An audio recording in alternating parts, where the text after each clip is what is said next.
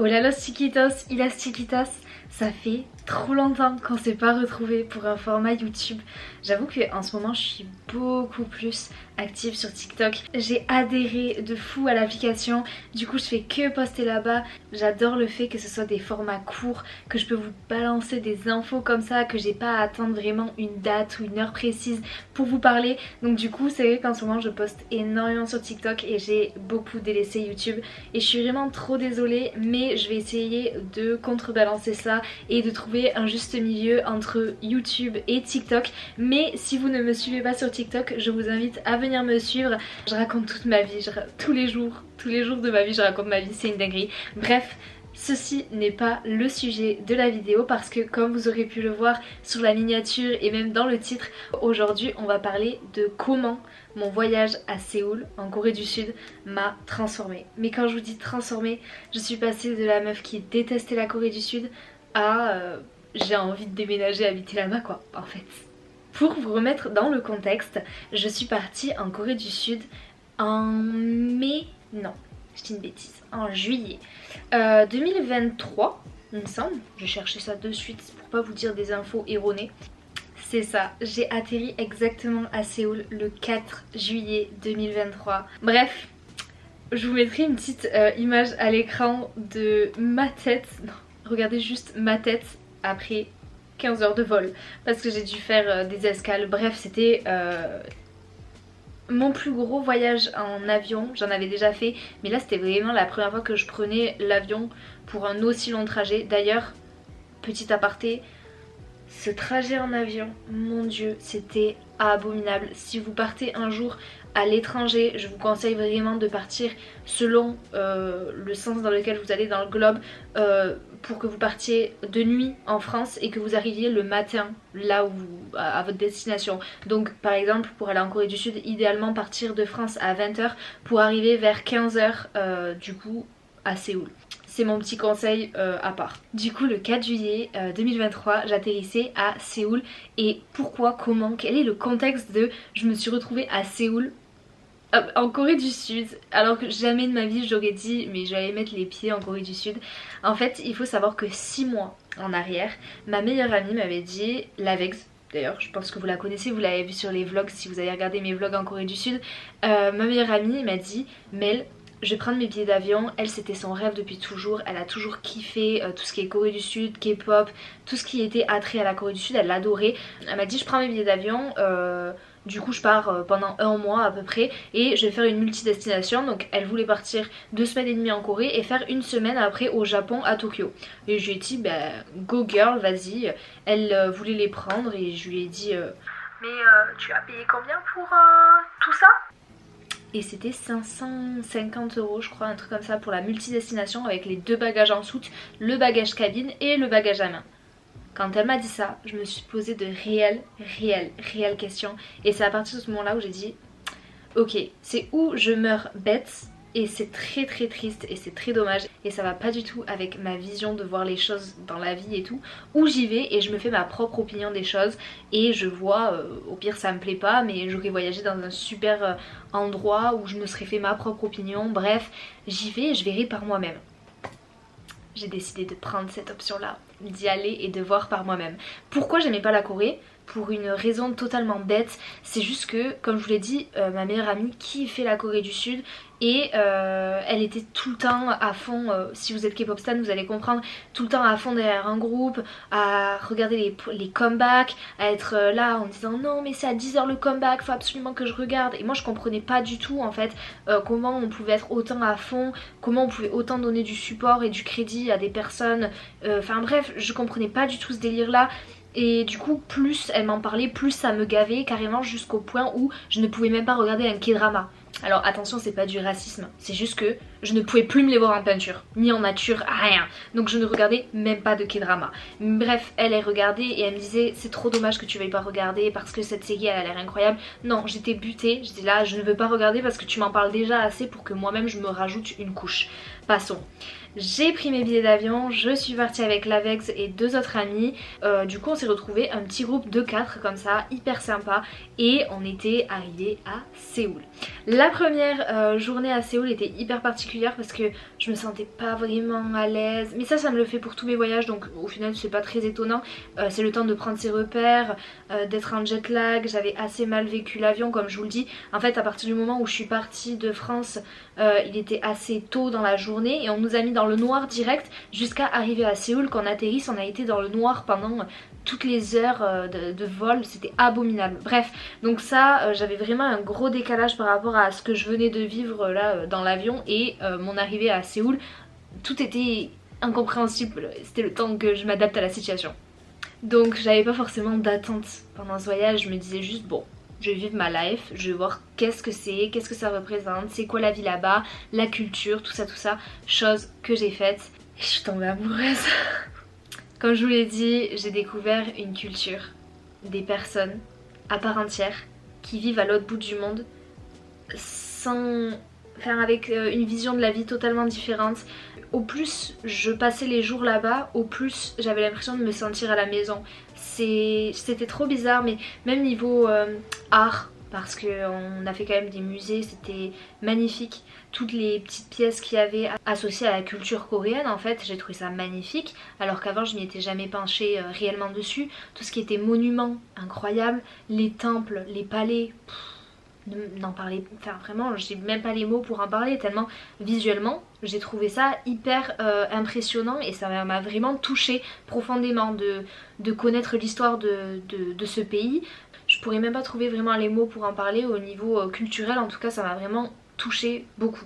Mais encore une fois, une petite française qui atterrit comme ça en Corée du Sud sans rien connaître, c'était un choc. Mais vraiment un choc des cultures, un truc de fou. Parce que quand on n'y connaît rien, on n'a pas d'attente en vrai. Contrairement aux filles qui elles connaissaient très bien tout ce qu'il y avait au niveau culturel, au niveau de la Corée, au niveau des K-dramas, machin. On dit souvent oui les filles elles sont hyper déçues quand elles vont en Corée du Sud parce que la vie en Corée du Sud c'est pas un K-drama. Ça franchement je pense que à part si on n'est pas assez mature, on est quand même censé pouvoir faire la différence entre la réalité des choses et la fiction. Mes copines avaient totalement connaissance du fait que non, ce qu'on voit à la télé n'est pas le reflet de la réalité. Donc ça c'était la chose pour laquelle elles pouvaient être potentiellement déçues, mais je me faisais pas d'illusions particulières. Et personnellement, vu que j'en avais jamais vu, j'étais pas vraiment dans ce truc de ouais la vie n'est pas un K-drama à Séoul. Mais sinon c'était surtout au niveau des habitudes. Les habitudes des Coréens, l'heure à laquelle ils mangent, tout ce qui est plat traditionnel, moi ça me change totalement de mon quotidien de d'habitude, même si encore une fois j'ai beaucoup voyagé dans des pays étrangers où je mangeais pas forcément la même nourriture qu'en France. Là-bas c'est encore plus différent et ils ont une vraie culture au niveau de la façon de manger, par exemple les baguettes, ça se plante pas dans le riz, l'alcool ça ne se boit pas de la même manière selon la personne avec qui vous êtes, enfin bref c'est toute... c'est juste toute une culture en fait, c'est une culture à laquelle, enfin c'est une culture que vous devez respecter en tant qu'étranger qui voyage dans un pays qui ne vous appartient pas. Donc forcément au fur et à mesure du temps je me suis habituée à leur culture, à leurs dogmes, aux choses qu'il ne faut pas faire, aux choses qu'il faut plus faire. Par exemple pointer du doigt quelqu'un c'est hyper mal poli et ça veut dire qu'on est en train clairement de lui manquer de respect. On n'appelle pas les gens en faisant comme ça parce que sinon ça veut dire qu'on veut se battre avec la personne, on les appelle comme ça. Bref c'est plein de petites habitudes qu'il fallait commencer à faire rentrer dans le cerveau. Pareil pour saluer, on dit bonjour en se penchant toujours, il faut s'incliner. Au Japon, parce que du coup j'ai été aussi au Japon juste pendant le même voyage, mais juste après, c'est pareil, il faut encore plus s'incliner. Les Japonais sont encore plus traditionnels, donc bref c'était toutes plein de petites habitudes qui ont brodé mon quotidien à Séoul et dans lequel je me suis hyper bien, je sais pas, j'ai grave bien pris l'engrenage en fait et j'ai beaucoup aimé ces marques de respect, le fait de marquer vraiment le respect aux aînés, cette importance de l'âge aussi, de dire que voilà, même s'il a que 1 an de plus que nous ou elle a que 1 an de plus que nous, c'est notre aîné, on lui doit le respect. Enfin je trouve que voilà, le respect en France ça se manque et ça se perd beaucoup et je trouve que si les gens étaient plus respectueux, déjà on serait dans un environnement plus chaleureux, même si ça crée aussi des distances, mais à partir du moment où par exemple en Corée du Sud on vous dit ok c'est bon, tranquille, tu peux me parler ouvertement, du coup ces barrières se cassent un petit peu plus. Mais Voilà, je pense qu'il y aurait moins de problèmes s'il y avait plus de respect et ça ils l'ont vraiment gardé en Corée du Sud, ces marques de respect et c'est ce que j'aime beaucoup.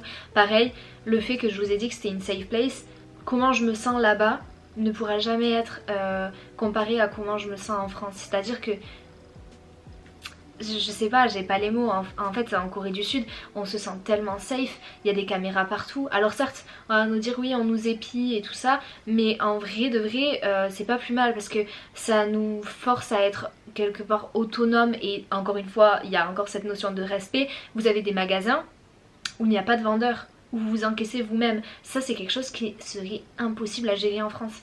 En France, ce n'est pas possible de mettre juste un magasin où les personnes vont s'encaisser eux-mêmes sans qu'il y ait de vol ou de... Voilà. Enfin, c'est juste pas possible.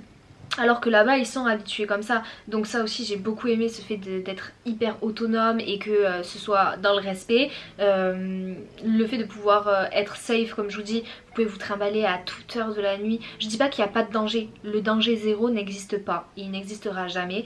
Mais de toute façon, quand vous regardez au niveau du taux de criminalité dans un pays, parce que vous avez une liste sur internet qui est actualisée, je crois, tous les ans, pour vous dire quel taux de criminalité il y a dans le pays et il y a un classement, bref. La Corée du Sud en taux de criminalité est hyper basse dans le classement comparé à tous les autres pays. Donc déjà, sur le fait, c'est un fait, mais sur le vécu, waouh! C'est quand même quelque chose de fou de pouvoir sortir sans se prendre la tête, de comment on est habillé. Alors certes, il y a ça aussi, il y a des notions de respect par rapport à comment vous êtes habillé. Mais je pense que je ferai plus de vidéos détaillées par rapport à ça. Parce que, encore une fois, il y a des notions de respect et on ne peut pas s'habiller avec des décolletés ou quoi que ce soit alors qu'on peut s'habiller avec des mini-jupes. La sexualisation du corps n'est pas pareille que dans un état, dans un autre pays. Bref, chaque pays a ses caractéristiques et là-bas, c'est comme ça. Sinon, il y a des choses très tristes en Corée du Sud. Le côté qui m'attriste en Corée du Sud, c'est que j'ai pu rencontrer des personnes, d'ailleurs des personnes formidables avec qui j'ai pu parler, qui se sentent hyper mal en Corée du Sud parce que il y avait beaucoup de femmes et les femmes sont encore assez maltraitées en Corée du Sud. Il y a toujours ce classement homme-femme, que l'homme est supérieur à la femme. Il y a beaucoup de violences conjugales en Corée du Sud. Il y en a énormément aussi en France, vous le direz, mais là-bas c'est plus banalisé malheureusement. Beaucoup de grossophobie aussi, ça c'est un truc de malade, vraiment, ils sont très grossophobes. Mais encore une fois, avec le tourisme, ça se démocratise un peu plus, mais c'est pas ça, franchement c'est vraiment pas ça. Beaucoup de taux de... Ça c'est, il faut parler des aspects négatifs, ça en fait partie. Beaucoup de taux de suicide parce qu'il y a énormément de compétitivité, les personnes travaillent d'arrache-pied, là-bas ils comptent pas leurs heures, c'est un rythme de travail totalement différent de la France et encore en France on se plaint, mais alors mon dieu, aller travailler un 72 heures semaine en Corée du Sud, je pense que vous serez ravis de comment on travaille en France. Pour autant, du coup, où les gens acceptent leur vie et du coup vivent selon les règles de leur pays ou alors ils ne l'acceptent pas et du coup là-bas c'est hyper banalisé de se... Voilà. C'est hyper triste. C'est hyper triste. Mais du coup j'ai pu parler avec des personnes qui se posaient réellement de vraies questions par rapport à ça. Donc non, la Corée du Sud c'est pas tout beau tout rose. Il faut pas enjoliver le pays. Voilà, une fois que vous y êtes et une fois que vous avez parlé avec les personnes qui habitent là-bas, il y a beaucoup d'autres choses à dire. Beaucoup d'autres choses à dire. Mais malheureusement je pourrais en parler pendant des heures de tous les aspects négatifs. Mais il y a aussi plein d'aspects juste géniaux en fait. Et ce point là va être beaucoup critiqué parce qu'il peut être à double tranchant en fait. C'est vrai qu'il y a une énorme fétichisation des personnes étrangères en Corée du Sud. C'est un fait, il y a des quartiers où c'est plus visible et marquant que d'autres. Par exemple, là je fais référence au quartier de Hongdae, quartier dans lequel j'ai logé les 2 fois, parce que oui je suis retournée 2 fois en Corée du Sud en l'espace de 10 mois. Donc j'ai logé là-bas les 2 fois et il faut savoir que c'est le quartier des boîtes, mais il y a énormément d'étrangers qui sont dans ce quartier. Et toutes les personnes coréennes, que ce soit hommes ou femmes, en général vont dans ce quartier pour faire des rencontres avec des étrangers, parce qu'il y a une fétichisation des étrangères, comme quoi les étrangères sont des filles faciles et qui peuvent avoir facilement, parce que encore une fois c'est hyper traditionnaliste en Corée du Sud. Un homme coréen et une femme coréenne ne se mettent pas comme ça ensemble du jour au lendemain sans l'accord de leur famille, tout est très caché. Donc voilà, nous on est plus frivole on va dire par rapport aux coréennes et à un couple juste coréen. Donc forcément ils viennent chercher cette liberté en venant attraper des petites étrangères qui ont regardé beaucoup de K-drama, qui pensent trouver leurs hommes coréens en Corée du Sud, alors que malheureusement ça arrive à que... Malheureusement ou heureusement en fait je ne sais pas, mais ça arrive à très peu de monde et encore une fois l'amour vous tombe dessus, n'allez pas le chercher à Hongdae. Voilà, c'est le pire endroit pour aller chercher l'amour, croyez-moi.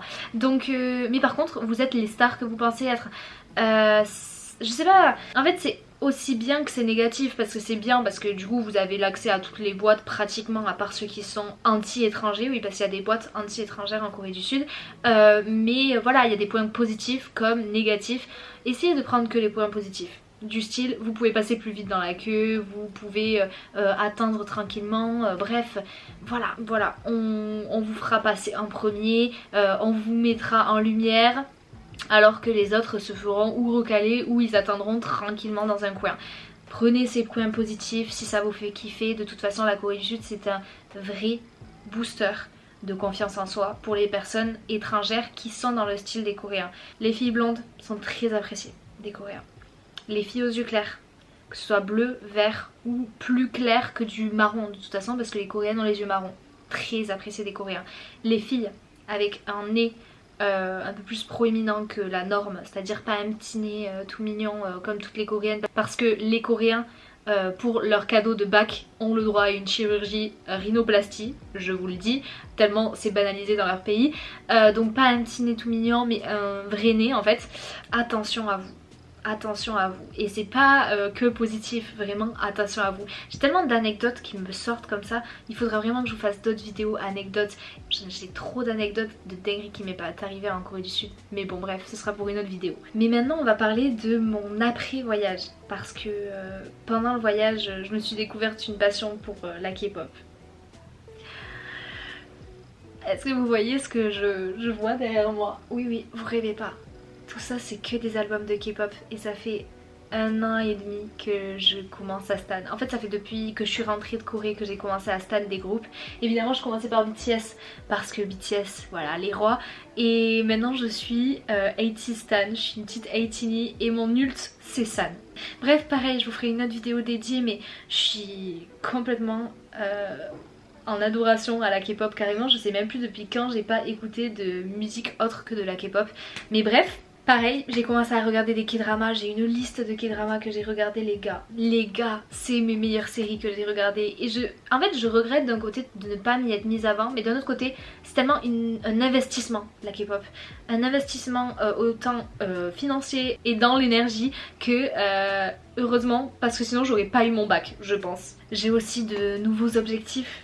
Voilà, ce que je vous partage maintenant sur TikTok, c'est beaucoup plus recentré sur la Corée du Sud, la K-beauty, les groupes de K-pop, les concerts, tout ça. Bref, c'est vrai que j'ai grave changé de niche au niveau de ma production de vidéos, mais j'ai toujours envie de faire de la création de contenu. Ça a toujours été mon objectif, faire de la création de contenu, donc je vais continuer à le faire, mais je partagerai sûrement d'autres choses que juste mes hauls et mes trucs esthétiques ou mes petits défis, bref. Mais je fais toujours mes petits vlogs et je vous emmène avec moi dans mes journées, ça change pas, mais c'est vrai que je le fais beaucoup sur TikTok et beaucoup moins sur YouTube. J'ai aussi une nouvelle vision du monde, franchement depuis que je suis rentrée et maintenant que je suis justement la K-pop, je vois aussi la vie qu'ont les trainees et je me dis que voilà, on peut pas se plaindre, on n'a pas le droit de se plaindre parce qu'on est tellement bien lotis, on a de la chance d'habiter là où on habite, on a de la chance d'avoir une famille qui nous entoure, on a de la chance de pouvoir se reposer un petit peu sur nos lauriers, d'avoir du temps de libre, d'avoir des repos, bref, tout ça, pas que ça, mais enfin il y a tout un ensemble en fait où ça me le fait à chaque voyage en vrai parce que j'apprends de tous mes voyages, mais là ça me l'a fait encore plus. Mon retour en France a été très compliqué parce que je suis rentrée en pleine fête de Bayonne, donc j'étais censée retrouver tous mes potes, après retourner au travail, oui parce que je travaillais pendant la période où j'y suis allée, j'ai juste posé mes congés en juillet comme ça et j'ai dit je pars, je fais une pause dans ma vie, et tellement bien que d'ailleurs ma mère qui est tout pour moi, je ne lui ai pratiquement pas passé de message tellement je vivais ma vie à fond en Corée du Sud.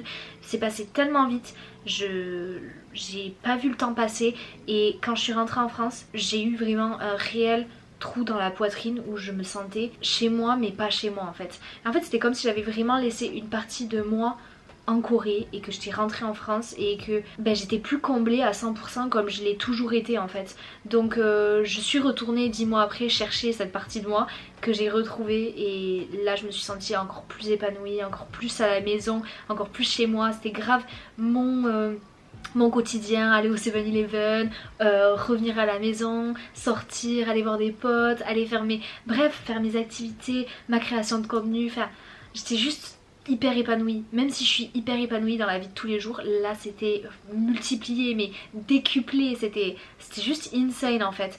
Je suis heureuse en France et je me plaindrai jamais de la vie que j'ai en France, mais il y a ce mais. Et il y a semé en fait. Conclusion, je me suis posé de réelles questions par rapport à la Corée. Je me pose toujours de réelles questions par rapport à la Corée. Je vous ai annoncé que j'y retournais en septembre 2025. C'est une dinguerie, j'y retourne pour une 3e fois. Évidemment je vloguerai, évidemment je partagerai tout ça, que ce soit sur TikTok ou sur YouTube. La caméra a coupé mais j'allais conclure parce que j'allais vous dire que de toute façon mon objectif de 2025 c'est encore plus d'être présente sur les réseaux sociaux, de me concentrer à 100% sur ça, sur la création de contenu et de travailler parce qu'il y a un gros projet qui arrive pour 2025.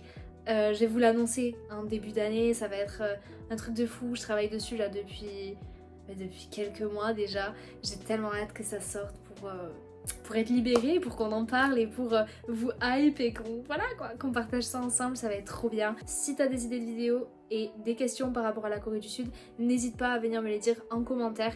Bref, je vous fais plein de gros bisous et je vous dis à très bientôt dans une prochaine vidéo. Bisous et bonnes fêtes!